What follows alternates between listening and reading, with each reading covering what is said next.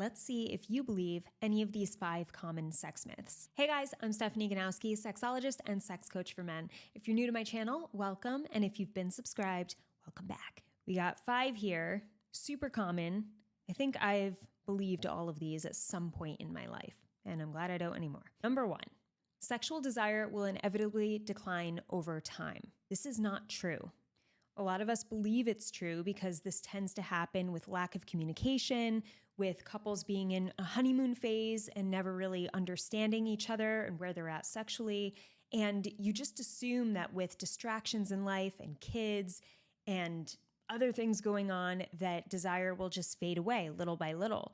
But this is only because there's not enough connection, prioritizing connection and communication. Because many couples will even tell you that their sex life got better and better with age, or better and better as their relationship progressed. This happens because they change their priorities, they learn more about each other, they learn more about their sexual desires. There's not as much shame as maybe there was because trust is built, and you can grow a really healthy sexual relationship if that's your intention and if that's what you want. So no, it does not inevitably decline just because it declines when you stop putting work into it. Myth number 2, the ideal sex consistency is 3 times a week. This is not true. Someone just made this up because they're like, oh, if you're having sex 3 times a week, that must mean you have great sex and you're really comfortable with each other. Maybe, yes, and you're probably more comfortable with each other, but you may not be. And the sex you're having 3 times a week may not be great at all. It may only be feeling great for one partner and maybe not the other, and the other's not speaking up. Or it may just become this bland routine where you never discuss it and you never are curious about each other. So there's never any questions or changes. And it's the same thing over and over. Maybe your body's changed and you're not even enjoying the sex you're having over and over, but you just feel like you should have it over and over. And this is not good. All right. So don't think of great sex as, oh, the more you have it, the greater your sex life is. This is not true, because there are couples out there who have sex like every other week and they love their sex life and they both think it's hot and thrilling and fun, and they really deeply enjoy it, and they feel really connected, and it's every other week. So who are we to say that their sex life isn't as good as someone who has sex 3 times a week but is not enjoying it at all? Myth number 3, penetrative sex is the ultimate form of pleasure.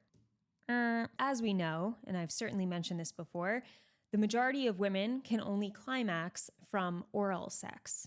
So when this is the case, it shows us that the majority of pleasure comes in different forms. So we can't just say that everyone is going to experience the ultimate best pleasure when it comes to penetration unless we talk to that person and we understand what they actually enjoy. If it is the ultimate for you, great, that's awesome. It's possible that it is. But most women, and also for men too, penetration is not the end all, this is what I want most. Myth number 4, daily or frequent masturbation is harmful. This is not true. First of all, masturbation and porn are 2 different things, right? So I'm not talking about porn here. I'm talking about masturbation. And masturbation is actually a very healthy activity to do for your body. Now, if you're not feeling good about it for whatever reason, then you probably don't want to be doing it every day, or you want to understand what doesn't feel good about it so that you can feel good whenever you do it. But to just say that masturbation is harmful to do on a frequent basis is not true. And myth number 5, men should always be in the mood for sex. This is a big one, and I think it puts a lot of pressure on you guys to feel like if you're not in the mood, something's wrong with you, or something's wrong with your testosterone levels, or your libido is way off, when really you guys need a source of connection too. You have to feel something in order to want sex. And if you're not feeling that, you have to understand how you can or what's holding you back. And dig into and understand yourself sexually and understand your desires instead of just labeling, oh, something's wrong with me. There is not something wrong with you. Just because you're a guy doesn't mean you have to want sex all the time and get hard whenever she's in the mood for sex.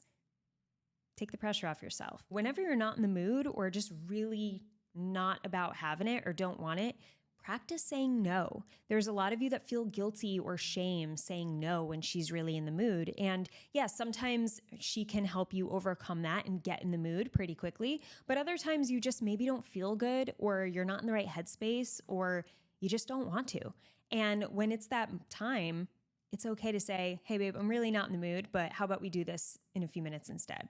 You know, it's totally fine. So I hope these 5 myths helped you think a little bit and maybe brought you some personal relief. And if you're looking for more content like this, but more long form, more personal, then check out my podcast, What I Love About Sex. I think you'll really like it.